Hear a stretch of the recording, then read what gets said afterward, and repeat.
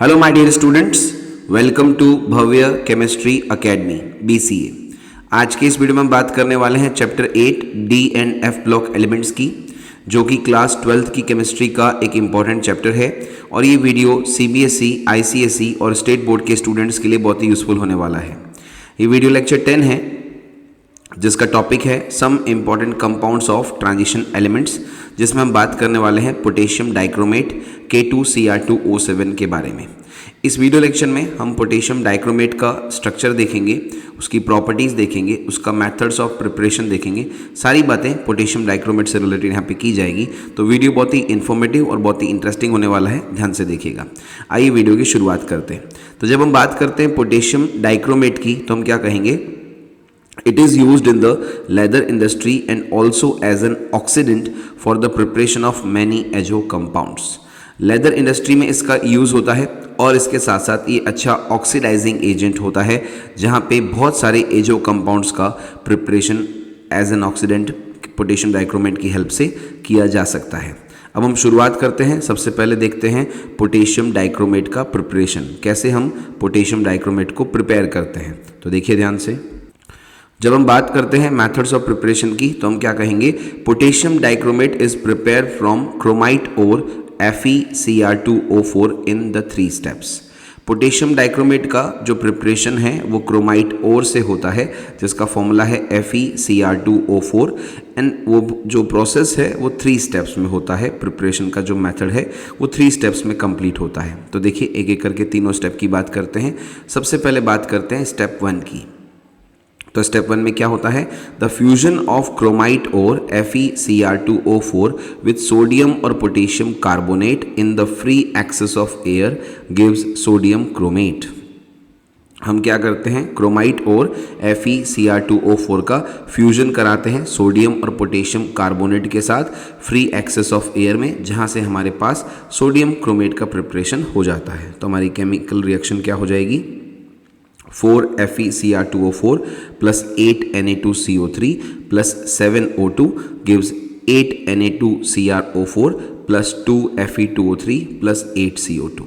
तो क्या हो जाएगा? क्रोमाइट और दैट इज FeCr2O4 ये रिएक्शन करेगा सोडियम कार्बोनेट Na2CO3 के साथ, और यहाँ से सोडियम क्रोमेट Na2Cr4 का प्रिपरेशन हो जाएगा। अब आगे देखिए, अब सेकेंड स्टेप में क्या हुआ?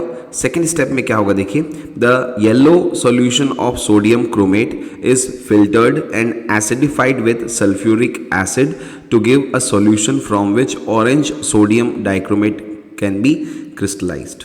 यानी जो आपके पास सोडियम क्रोमेट का येलो सॉल्यूशन मिला है, उसको हम फिल्टर कर लेंगे और उसको सल्फ्यूरिक एसिड के साथ एसिडिफाई कर लेंगे, जहाँ से हमारे पास एक सॉल्यूशन मिलेगा जिससे ऑरेंज कलर के सोडियम डाइक्रोमेट के क्रिस्टल्स को ऑब्टेन किया जा सकता है, राइट। तो हमारी बैलेंस्ड इक्वेशन क्या हो जाएगी? 2 Na2Cr4 प्लस 2H प्लस, यहाँ पे जो Na2Cr4 है ये सोडियम क्रोमेट है, और Na2Cr2O7 सोडियम डाइक्रोमेट का प्रिपरेशन यहाँ से हो जाएगा, और 2Na प्लस और H2O साथ में एज अ बाई प्रोडक्ट बन जाएंगे। तो यहाँ से क्या हुआ? सोडियम क्रोमेट को एसिडिक मीडियम में ट्रीट करने पर सोडियम डाइक्रोमेट Na2Cr2O7 का फॉर्मेशन हो जाएगा, ठीक है। अब हम आगे बात करते हैं स्टेप 3 की। स्टेप 3 में क्या होता है? Sodium dichromate is more soluble than potassium dichromate which is prepared by treating the solution of sodium dichromate with potassium chloride. जो आपका सोडियम डाइक्रोमेट है ये पोटेशियम डाइक्रोमेट के कंपैरिजन में ज़्यादा सॉल्युबल है, और इसलिए हम क्या करते हैं? पोटेशियम डाइक्रोमेट को कैसे प्रिपेयर करेंगे? हम क्या करेंगे? सोडियम डाइक्रोमेट को पोटेशियम क्लोराइड के साथ ट्रीट करेंगे। तो ऐसा करने से पोटेशियम डाइक्रोमेट का प्रिपरेशन सोडियम डाइक्रोमेट से हो जाएगा। क्या होगी बैलेंस्ड रिएक्शन? देखिए ध्यान से, तो रिएक्शन हो जाएगी Na2Cr2O7 जो कि है sodium dichromate plus 2KCl potassium chloride के साथ रिएक्शन होगी। तो यहाँ से आपके पास K2Cr2O7 पोटेशियम डाइक्रोमेट फॉर्म हो जाएगा, और as a by product 2NaCl prepare होगा। अब यहाँ पे देखिए, 10 orange crystals of potassium dichromate crystallise out, और ऐसा करने से क्या होगा? पोटेशियम डाइक्रोमेट के जो ऑरेंज कलर के क्रिस्टल्स हैं वो क्रिस्टलाइज आउट हो जाएंगे, बाहर क्रिस्टल के फॉर्म में निकल जाएंगे, ठीक है। अब हम आगे चलते हैं, नेक्स्ट टॉपिक की बात करते हैं जिसका नाम है affect of pH on interconversion of dichromates and chromates. बहुत ही इंटरेस्टिंग टॉपिक है ये, ध्यान से देखिएगा कि जो डाइक्रोमेट्स होते हैं और क्रोमेट्स होते हैं इनका इंटरकन्वर्जन जो होता है वो पीएच डिपेंडेंट होता है, यानी कि दोनों का, डाइक्रोमेट्स का और क्रोमेट्स के इंटरकन्वर्जन को पीएच अफेक्ट करती है। कैसे अफेक्ट करती है, यानी एसिडिक मीडियम रहेगा तो कोई एक ज़्यादा स्टेबल होगा, कोई एक ज़्यादा फेवर्ड होगा, तो बेसिक मीडियम रहेगा तो दूसरा फेवर होगा। अब कैसे क्या कहानी होती है, पीएच की इंटरकन्वर्जन को कैसे अफेक्ट करता है उसको देखते हैं। तो देखिए, the chromates and dichromates are interconvertible in the aqua solution depending on the pH of the solution. जो हमारे पास क्रोमेट्स हैं CrO4-2 और इसके साथ साथ जो डाइक्रोमेट्स हैं Cr2O7-2, ये आपस में दोनों इंटरकन्वर्टिबल हैं एक्वा सॉल्यूशन के अंदर और ये डिपेंड करता है पीएच ऑफ द सॉल्यूशन पे। ठीक है, यहाँ पे ध्यान देने वाली बात यह है कि जो ऑक्सीडेशन स्टेट है क्रोमियम की क्रोमेट्स के अंदर और डाइक्रोमेट्स के अंदर वो सेम है और वो कितनी है, +6। तो क्या कहना चाह रहे हैं यहाँ पे, the oxidation state of chromium in chromates and dichromates is the same, that is +6। ठीक है, अब आगे देखिए, dichromates are favoured and are stable in the acidic medium whereas the chromates are favoured and are stable in the basic medium. Dichromates जो हैं वो acidic medium में ज़्यादा स्टेबल हैं और फेवर किए जाते हैं, जबकि जो क्रोमेट्स हैं वो बेसिक मीडियम में ज़्यादा स्टेबल हैं और फेवर किए जाते हैं। अब ज़रा इसको समझें रिएक्शन से। अगर आपके पास क्रोमेट्स है और आपने एसिडिक मीडियम ले लिया है तो एसिडिक मीडियम में क्या होगा, क्रोमेट्स जो है वो बिल्कुल भी स्टेबल नहीं है, वो तो बेसिक मीडियम में स्टेबल है, वो डाइक्रोमेट्स में कन्वर्ट हो जाएंगे क्योंकि डाइक्रोमेट्स एसिडिक मीडियम में ज़्यादा स्टेबल होते हैं और फेवर किए जाते हैं। तो हमारी रिएक्शन क्या हो जाएगी, 2CrO4-2 + 2H+, दिस इज क्रोमेट्स और आपने एसिडिक मीडियम लिया है तो यहाँ से बन जाएगा Cr2O7-2 जो कि है डाइक्रोमेट्स और वाटर का फॉर्मेशन यहाँ पे हो जाएगा। इसी तरह से अगर आपने डाइक्रोमेट्स लिए हैं और डाइक्रोमेट्स में जैसे कि Cr2O7-2 इसमें आपने बेसिक मीडियम अप्लाई कर दिया तो बेसिक मीडियम करने से पीएच बढ़ाने से डाइक्रोमेट्स जो हैं वो क्रोमेट्स में कन्वर्ट हो जाएंगे क्योंकि क्रोमेट्स जो है वो बेसिक मीडियम में ज़्यादा स्टेबल हैं और फेवर किए जाते हैं। तो Cr2O7-2 जब आप बेसिक मीडियम अप्लाई करते हैं, पीएच बढ़ाते हैं तो वो कन्वर्ट हो जाएगा 2CrO4-2 जो कि हैं क्रोमेट्स और साथ में वाटर का फॉर्मेशन हो जाएगा। ठीक है, तो इस तरह से देखा आपने कि क्रोमेट्स और डाइक्रोमेट्स का इंटरकन्वर्जन पीएच डिपेंडेंट है। अगर पीएच बढ़ाते हैं, बेसिक मीडियम करते हैं तो डाइक्रोमेट्स क्रोमेट्स में कन्वर्ट हो जाते हैं, पीएच कम करते हैं तो क्रोमेट्स डाइक्रोमेट्स में कन्वर्ट हो जाते हैं। ठीक है, अब आगे देखिए। अब नेक्स्ट हम बात करते हैं structure of chromate ion and dichromate ion की। जो हमारे पास क्रोमेट आयन है और डाइक्रोमेट आयन है इनका कंपैरेटिव स्टडी हम कर रहे हैं और दोनों के स्ट्रक्चर को एक साथ बात करते हैं। सबसे पहले अगर हम बात करें क्रोमेट आयन की तो क्रोमेट आयन टेट्राहेड्रल होता है जहाँ पे सेंट्रल में क्रोमियम एटम होगा और टेट्राहेड्रल के 4 कॉर्नर्स पर ऑक्सीजन एटम अरेंज रहेंगे, राइट। तो क्रोमेट आयन जो है वो टेट्राहेड्रल है, CrOOO टेट्राहेड्रली अरेंज है 4 oxygen atom central chromium atom के साथ। ठीक है, जबकि whereas the dichromate ions consist of 2 tetrahedra sharing one corner with CrO-Cr bond having an angle of 126 degree। यहाँ पे अगर हम बात करें डाइक्रोमेट आयन की तो डाइक्रोमेट आयन में CrO-Cr बॉन्ड होता है जो कि 126 के बॉन्ड एंगल पे प्रेजेंट रहेगा और यहाँ जो Cr और Cr है उसके साथ 2 टेट्राहेड्रल अटैच रहते हैं, 2 टेट्राहेड्रल यूनिट्स अटैच रहती हैं जहाँ पे 1 ऑक्सीजन एटम से वो कनेक्टेड है।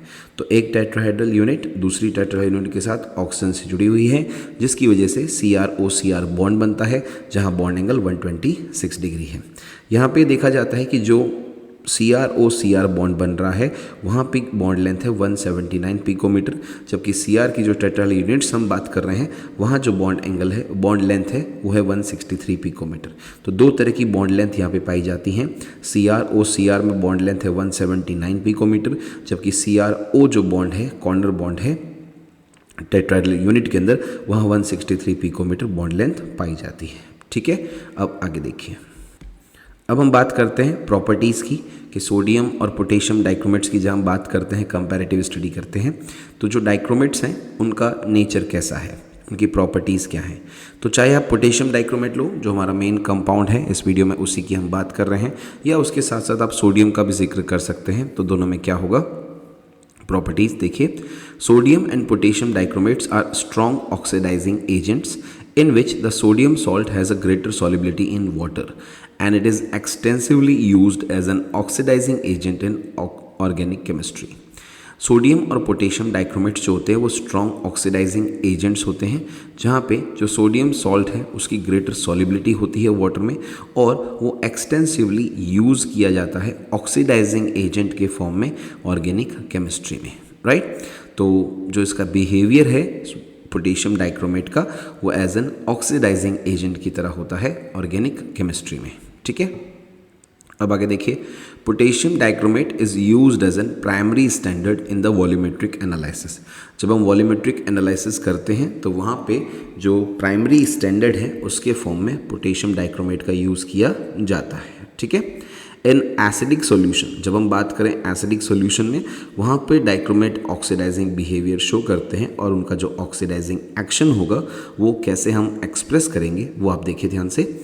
इन acidic solution its oxidising action can be expressed as follows. वो क्या है, Cr2O7-2 plus 14H plus 6 electron gives 2Cr+3 plus 7H2O, और यहाँ जो इलेक्ट्रोड पोटेंशियल है वो है प्लस 1.33 वोल्ट। तो आप देख सकते हैं एसिडिक मीडियम में H+ की प्रेजेंस में Cr2O7 रिड्यूस हो जाता है, 6 इलेक्ट्रॉन गेन करता है, जहाँ से 2Cr+3 बनता है, ओके। अब आगे देखिए, अब अगर हम बात करें कि पोटेशियम डाइक्रोमेट जो एसिडिफाइड सॉल्यूशन होता है वो किन किन सब्सटेंसेस को ऑक्सीडाइज करता है, एक बार देखें ज़रा। Thus acidified potassium dichromate will oxidise iodides to iodine, sulphides to sulphur, tin second to tin fourth, and iron second salts to iron third salts. जो आपके पास एसिडिफाइड पोटेशियम डाइक्रोमेट का सॉल्यूशन होता है वो एक स्ट्रॉन्ग ऑक्सीडाइजिंग एजेंट है, और वो क्या करेगा, आयोडाइड्स को आयोडीन में ऑक्सीडाइज कर देगा, सल्फाइड्स को सल्फर में ऑक्सीडाइज कर देगा, टिन सेकेंड को टिन फोर्थ में ऑक्सीडाइज कर देगा, और आयरन सेकेंड सॉल्ट्स को आयरन थर्ड सॉल्ट्स में ऑक्सीडाइज कर देगा। तो जो ऑक्सीडेशन हाफ रिएक्शन होगी, जो अलग अलग सब्सटेंस ऑक्सीडाइज होंगे, उनके ऑक्सीडाइज फॉर्म जो बनेंगे उनको हम कैसे एक्सप्रेस करेंगे, एक बार उनको देखते हैं। तो आपने लिया 6I-, ये बना लेगा 3I2 प्लस 6 इलेक्ट्रॉन, जहाँ आयोडाइड आयोडीन में ऑक्सीडाइज हो गए और 6 इलेक्ट्रॉन का लॉस हुआ। इसी तरह से 3H2S gives 6H plus 3 sulphur plus 6 electron, और आप यहाँ पे देख सकते हैं यहाँ पर H2S के अंदर प्रेजेंट जो सल्फाइड आयंस थे उनका सल्फर में ऑक्सीडेशन हो गया, और यहाँ पे 6 इलेक्ट्रॉन का लॉस हुआ। 3Sn+2 क्या बनाएगा, 3Sn+4, और यहाँ पे आप देख सकते हैं 6 इलेक्ट्रॉन का लॉस हुआ और स्टेनस आयन स्टेनिक आयन में ऑक्सीडाइज हो गया। इसी तरह से फेरस आयन फेरिक आयन में ऑक्सीडाइज होगा और 6 इलेक्ट्रॉन का लॉस होगा, और इक्वेशन क्या हो जाएगी, 6Fe+2 gives 6Fe+3 plus 6 electron. अगर आपको कंप्लीट फुल आयनिक इक्वेशन देखनी है तो आप इस ऑक्सीडेशन हाफ रिएक्शन के साथ जो डाइक्रोमेट का रिडक्शन हो रहा है, रिडक्शन हाफ रिएक्शन जो है उसको भी लिख देंगे, तो आपके पास फुल आयनिक इक्वेशन आ जाएगी या कंप्लीट रिडॉक्स रिएक्शन आ जाएगी। तो देखिए नेक्स्ट पॉइंट उसी के बारे में बात की गई है। The full ionic equation is obtained by adding the half reaction for potassium dichromate to the half reaction for the reducing agent. जब आप फुल आयनिक इक्वेशन की बात करते हो तो कैसे ऑब्टेन होगी, वो ऐसे ऑब्टेन होगी कि जो आपके पास पोटेशियम डाइक्रोमेट की हाफ रिएक्शन है उसको रिड्यूसिंग एजेंट की हाफ रिएक्शन के साथ ऐड करना होगा, जिससे कि आपके पास फुल आयनिक इक्वेशन आ जाएगी, जिसको हम कह सकते हैं एक बैलेंस्ड रिडॉक्स रिएक्शन आ जाएगी। ठीक है, तो देखिए आपने लिया डाइक्रोमेट आयन Cr2O7-2 और एसिडिक मीडियम है 14H+, और वहाँ पे 6Fe+2 जो है वो 2Cr+3 में कन्वर्ट हो रहे हैं, और मतलब डाइक्रोमेट आयन Cr2O7 से क्या बना रहा है 2Cr+3, और जो 6Fe+2 है वो 6Fe+3 में ऑक्सीडाइज हो रहा है और साथ में 7H2O का फॉर्मेशन हो रहा है। ये एक कंप्लीट रिडॉक्स रिएक्शन है जहाँ डाइक्रोमेट Cr2O7-2 2Cr+3 में रिड्यूस हो रहे हैं, ऑक्सीडाइजिंग एजेंट का काम कर रहा है ये, जबकि जो Fe+2 है वो रिड्यूसिंग एजेंट है, वो जो है Fe+3 में ऑक्सीडाइज हो रहा है। और ये जो आपने लिखा वो एक कंप्लीट आयनिक इक्वेशन है, फुल आयनिक इक्वेशन है या बैलेंस्ड रिडॉक्स रिएक्शन का काम करती है।